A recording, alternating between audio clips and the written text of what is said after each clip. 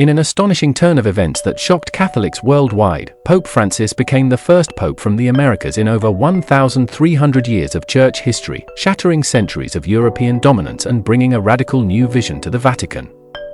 His humble beginnings as a nightclub bouncer in Argentina and his near-death experience with pneumonia as a young man shaped a revolutionary pontiff who would challenge the very foundations of one of the world's oldest institutions.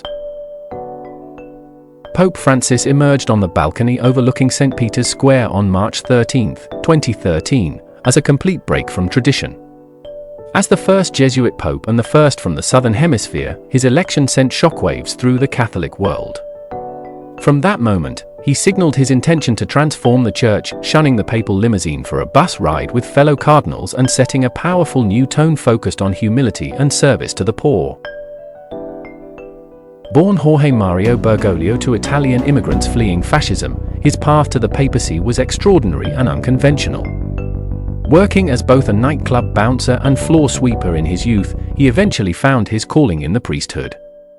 Yet even his religious journey faced serious challenges, including accusations that he failed to protect two priests kidnapped during Argentina's brutal Dirty War, allegations he consistently denied while reportedly working behind the scenes to secure their freedom. The contrast between Francis and his predecessors was immediately striking. He refused to live in the lavish apostolic palace, instead choosing modest quarters in the Vatican guest house. He replaced the traditional golden cross with a simple iron one and chose basic black shoes over the customary red papal slippers. "Oh, how I would like a poor church, and for the poor," he declared, a revolutionary statement from the leader of an institution known for its accumulated wealth and grandeur. Francis transformed the papacy into a powerful diplomatic force. He played a crucial role in mediating the historic reconciliation between the United States and Cuba, ending decades of Cold War hostility.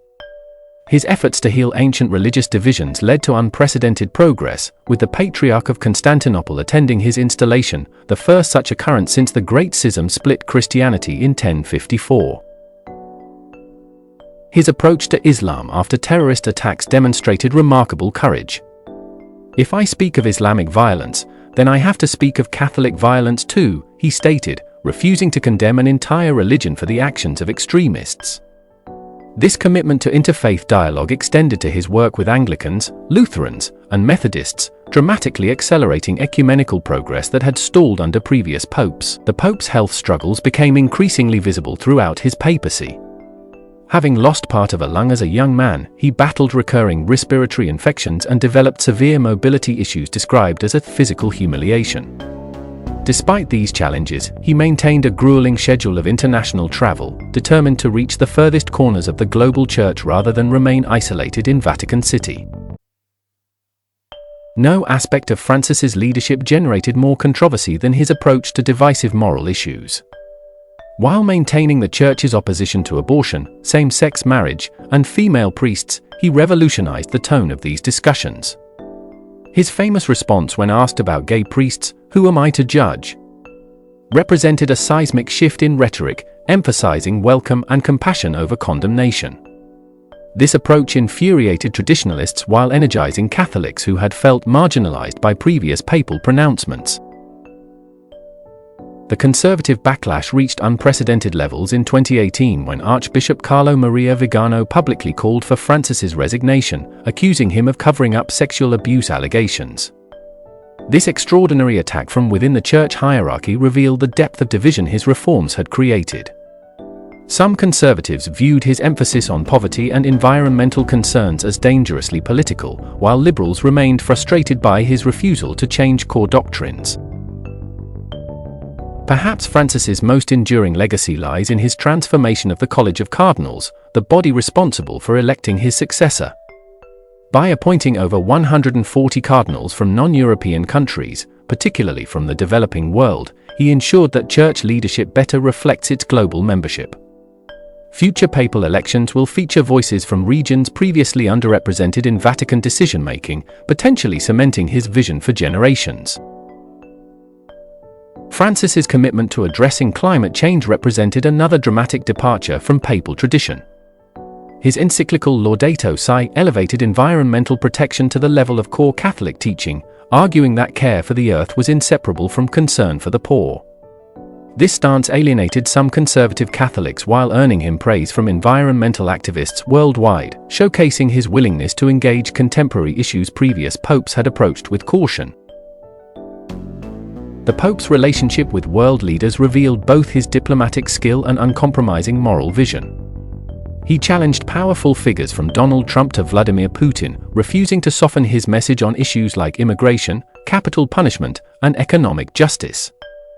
His advocacy for refugees during Europe's migration crisis put him at odds with rising nationalist movements, demonstrating his willingness to enter political debates when human dignity was at stake. His efforts to reform Vatican finances encountered fierce resistance from entrenched interests within the Curia. Scandals at the Vatican Bank and discoveries of massive financial irregularities prompted Francis to implement unprecedented transparency measures. These reforms, while incomplete, represented the most serious attempt to modernize church finances in generations, though they created powerful enemies among those benefiting from the previous lack of oversight. As a man of simple tastes who preferred direct contact with ordinary people, Francis transformed papal appearances from formal ceremonies into opportunities for genuine human connection. He embraced the disfigured, kissed the feet of prisoners, and welcomed the homeless into Vatican City. These gestures weren't merely symbolic but reflected his core belief that the Church must leave its comfort zone to serve those society had rejected. What truly set Pope Francis apart was his extraordinary ability to connect with ordinary people across religious and cultural divides. While previous popes often appeared distant and ceremonial, Francis broke protocol repeatedly to embrace those suffering from disfiguring conditions, personally call individuals in crisis, and wade into crowds despite security concerns. These weren't calculated public relations moves but authentic expressions of his pastoral approach, the Pope who believed leadership meant getting his hands dirty in the messy realities of human suffering. The Pope's stance on economic systems represented one of his most controversial positions. He repeatedly denounced unfettered capitalism as the dung of the devil and criticized trickle-down economic theories as fundamentally flawed. "This economy kills," he declared bluntly in his apostolic exhortation Evangelii Gaudium, arguing that market systems that exclude the poor were fundamentally immoral. These statements angered wealthy Catholic donors and conservative politicians who accused Francis of exceeding his spiritual authority and venturing into partisan politics. Francis faced an unprecedented situation when his predecessor Benedict XVI, the first pope to resign in nearly 600 years, continued living within Vatican walls as Pope Emeritus. This created a delicate dynamic of two popes coexisting, with Benedict's supporters sometimes using him as a counterweight to Francis's reforms. The unprecedented arrangement ended with Benedict's death in 2022, but highlighted the tensions between traditional and progressive Catholic visions that defined Francis's papacy. His personal involvement in addressing clerical sexual abuse showed both progress and limitations.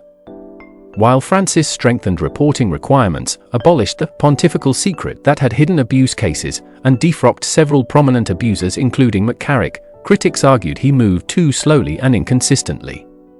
His initial defense of Chilean bishops accused of covering up abuse, followed by an admission of grave errors and requests for their resignations, demonstrated both his fallibility and willingness to correct course when confronted with evidence.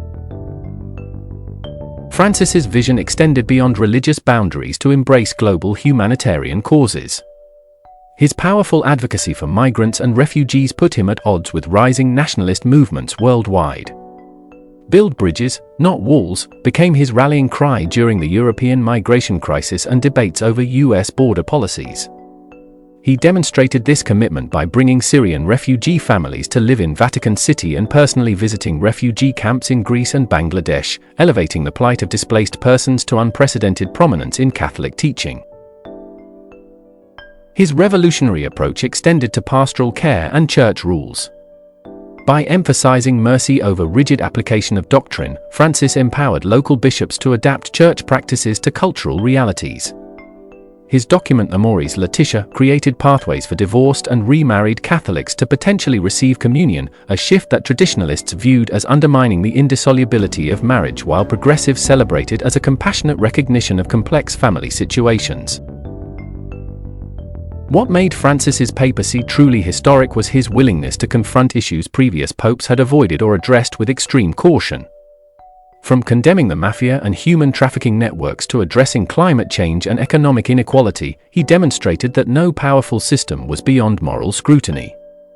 This expansive vision of papal leadership, spiritual, diplomatic, and prophetic, fundamentally reshaped expectations of what a pope could and should be in the modern world.